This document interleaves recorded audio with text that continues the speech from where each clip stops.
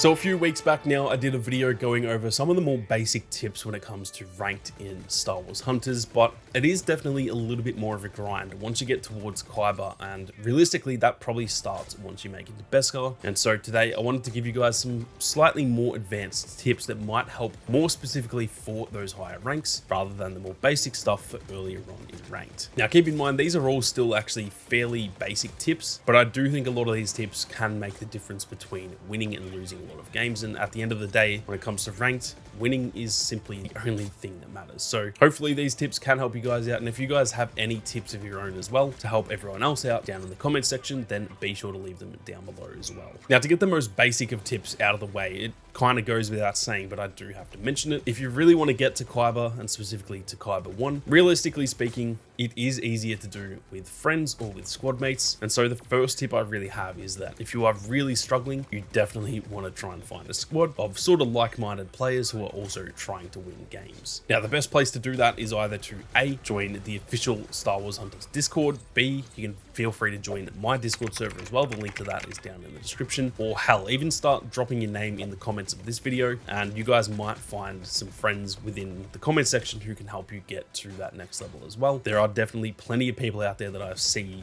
asking for squad mates and stuff like that, and so there is plenty of opportunities out there to try and find new squad mates and even make friends to help yourself grind up those ranks when it comes to ranked. So again, that is a very basic one, but I have to mention it as it is probably one of the most crucial elements to getting up those ranks in Star Wars Hunters. Now, another tip that I've got, which I have definitely found a lot lately in my own solo grind to KYBER 1, is that you never ever want to leave a game early, or even just giving up on a game, even if the enemy team is at like 90 and you're at 30, for example, depending on the mode. Do not give up, because lately I've actually had some insane comebacks where literally from those scores that I just mentioned, I have actually had crazy comebacks and won those games where maybe in trophy chase, the enemy team got to 90% and we were only on about 30 to 35%, and we actually stole it and ended up winning the game. So I know it's very tempting that once the enemy team clearly looks like they're going to win, sometimes you'll just like put the phone down or the controller down and just go, all right, we've lost that one, on to the next one. But honestly, trust me, do not give up on any game until the game is over, because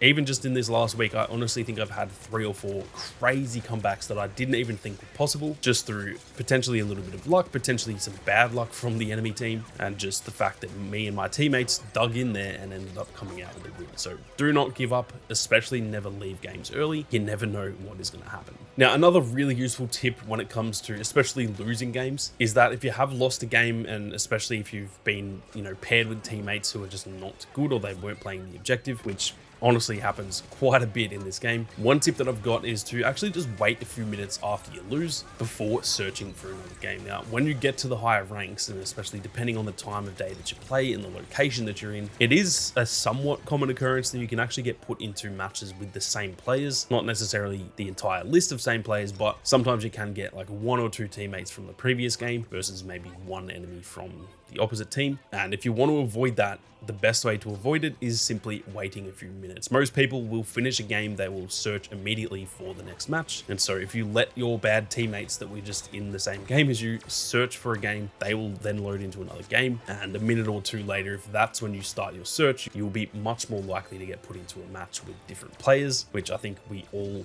want a lot of the time, because let's be honest, it is pretty easy to get matched with absolute bot teammates who are just doing absolutely nothing to help you or your team win. So if you're losing games, and especially if it's down to just having bad teammates or even a really good enemy team, the best thing you can do is just wait a few minutes before you start searching for the next game. Now, just quickly guys, as you can see, the latest merch drop is now live. I've got the Star Wars Hunters inspired Sammy Squad logo. I've changed the Aurebesh from the original Star Wars Hunters logo, and like I said, that is now live. If you head to the link in the description, you can get that in not only hoodies but also t-shirts and coffee mugs as well. So if you guys are interested, be sure to go and check those out. But with that being said, let's get stuck back into the video. Now, getting into some of the more specific tips, firstly I want to talk about the team composition, because realistically this is probably the single most important thing when it comes to winning games in Star Wars Hunters. Now, in my opinion, you absolutely need a healer like Scorer or Zaina. Even Sprocket, to be honest, can be useful if you're playing properly, though Scorer is definitely the best best of the healers, and then Zaina is probably next best. And in my opinion, you almost certainly need a healer or a support hunter on your team. Now, the only times when that isn't really the case is if the other team also doesn't have a healer. So if your team doesn't pick a scorer or Zaina, but then the other team doesn't have one either, obviously that balances out, and then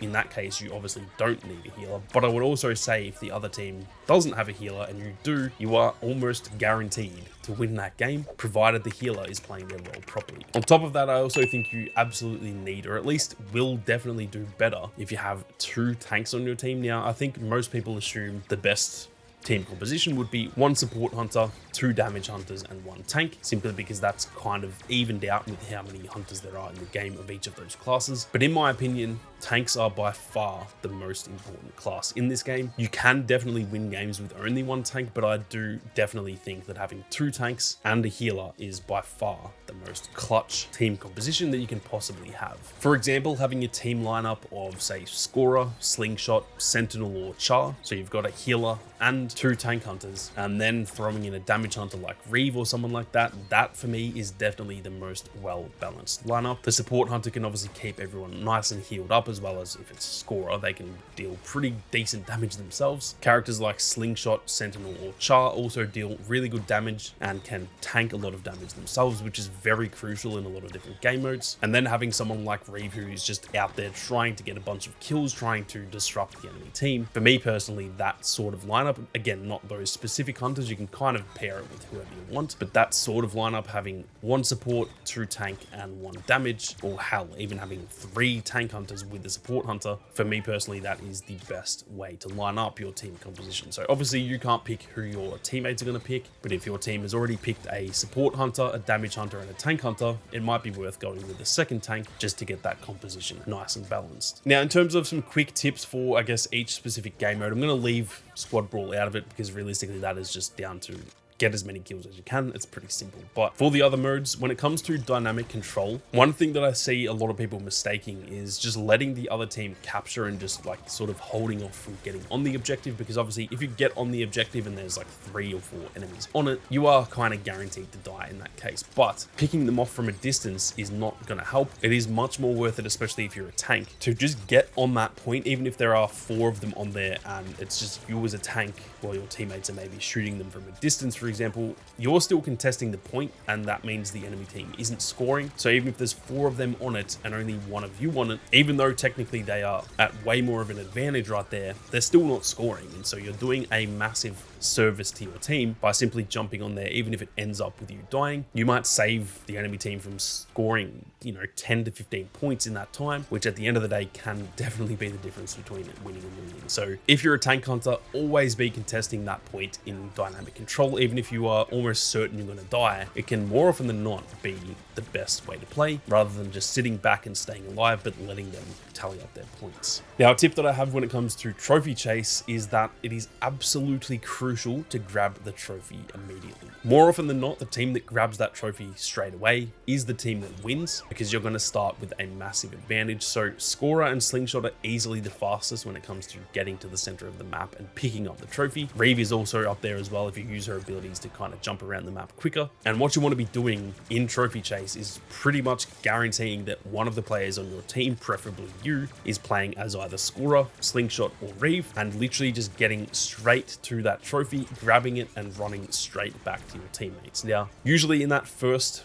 sort of battle that happens in trophy chase, pretty much everyone dies. It's kind of a bit of chaos at the start of those games. But if you grab the trophy, you can sometimes get to like 25% or more before that first battle has sort of concluded. And even if, let's just say, the enemy team kills all of you and it's like a 2v0 by the end of it, where there's just 2 of them alive, you killed 2 of their teammates but they killed your whole squad, even though now they have the objective, you have started essentially with a 25% head start. And from there, now that the game is pretty even, if you go back and kill them, chances are you'll do that before they get to where you are at the roughly 25%. And if you can get it back from there, then you can actually set up really well. And generally when this happens, that team is almost guaranteed to win. So like I said, the most crucial thing to do in Trophy Chase is just get it first. And I would say get it first at all costs. It doesn't matter if you die pretty quickly after. Even if you grab the trophy and literally just turn around, throw it back to your teammates and they kill you in the meantime, that does not matter because you're still racking up points. And that is literally the only thing that matters in Trophy Chase, is getting points on the board as fast as you can. Now, the last tip that I've got is for power control, and this is to simply just not focus on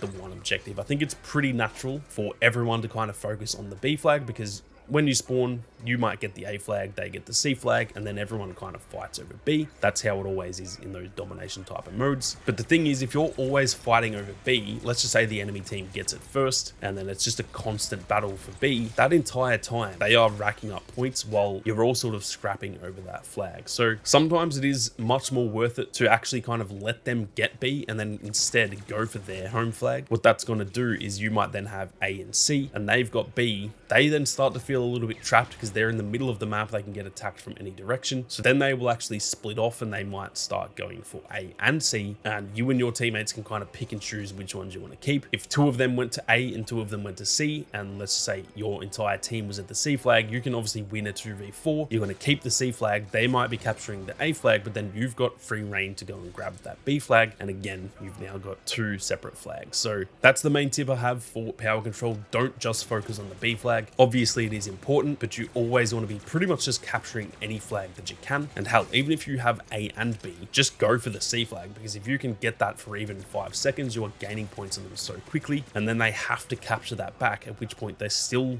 losing points because they don't have 2 flags. So that is definitely the way to play power control. It can sometimes be down to actually just running around capturing flags rather than actually fighting the enemy team more often than not. But that is it for some more advanced tips when it comes to getting from that sort of BESKAR to KYBER rank in Star Wars Hunters. It does definitely become a bit of a grind at those top ranks, but hopefully with some of these tips and a lot of playtime, you guys can get there and eventually end up in KYBER 1 by the end of the season. Like I said, if you guys have any tips of your own, be sure to leave them down in the comment section. But with that being said, thank you all very much for watching. You guys have a great day, and may the force be with you always.